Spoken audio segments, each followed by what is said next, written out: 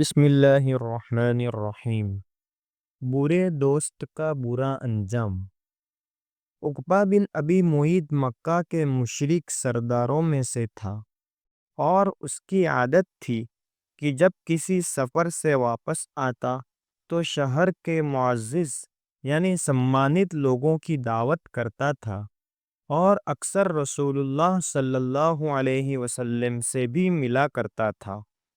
ایک مرتبہ اپنی عادت کے مطابق اس نے شہر کے بزرگوں کی دعوت کی اور رسول اللہ صلی اللہ علیہ وسلم کو بھی بلایا۔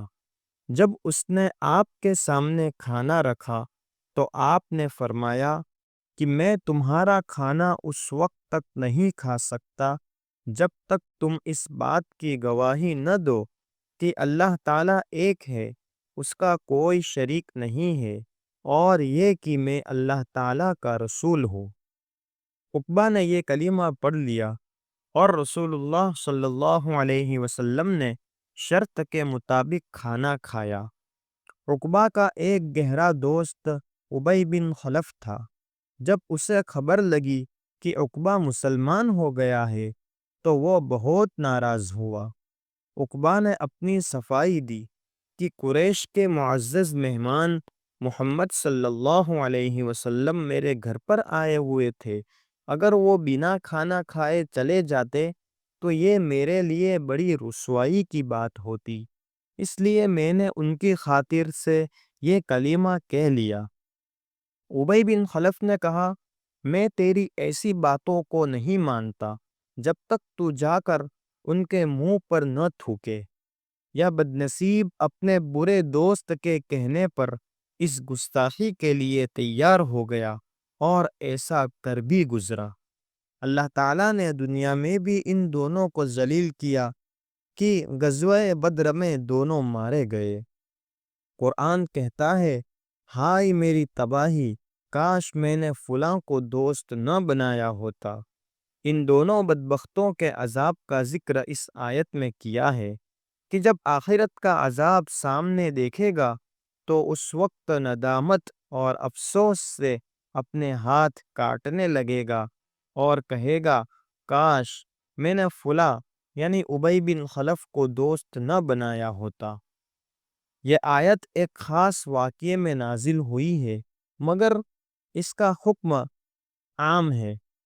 واقعہ یہ تھا، غلط کار اور بے دین دوستوں کی دوستی قیامت کے روز حسرت اور افسوس کا سبب ہوگی۔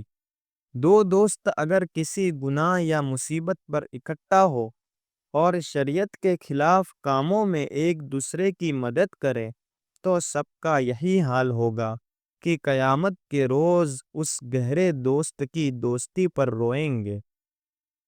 حضرت ابو سعید خدری رضی اللہ عنہ سے روایت ہے کہ رسول اللہ صلی اللہ علیہ وسلم نے فرمایا، کسی غیر مسلم کو اپنا ساتھی نہ بناؤ، اور تمہارا مال یعنی دوستی کی نیت سے صرف پرہیزگار یعنی متقی آدمی ہی کو کھائے۔ حضرت ابو ہریرہ رضی اللہ عنہ سے روایت ہے کہ رسول اللہ صلی اللہ علیہ وسلم نے فرمایا، ہر انسان عام طور پر اپنے دوست کے دین اور طریقے پر چل پڑتا ہے، اس لیے دوست بنانے سے پہلے خوب غور کر لیا کرو کہ کسے دوست بنا رہے ہو۔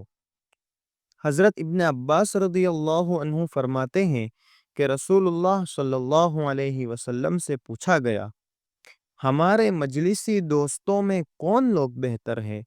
تو آپ نے فرمایا، وہ شخص جس کے دیکھنے سے اللہ کی یاد آئے، جس کی بات چیت سے تمہارا علم بڑھے، اور جس کے عمل کو دیکھ کر آخرت کی یاد تازہ ہو۔ حوالہ: تفسیر معارف القرآن، سورت نمبر 25 الفرقان، آیت نمبر 28۔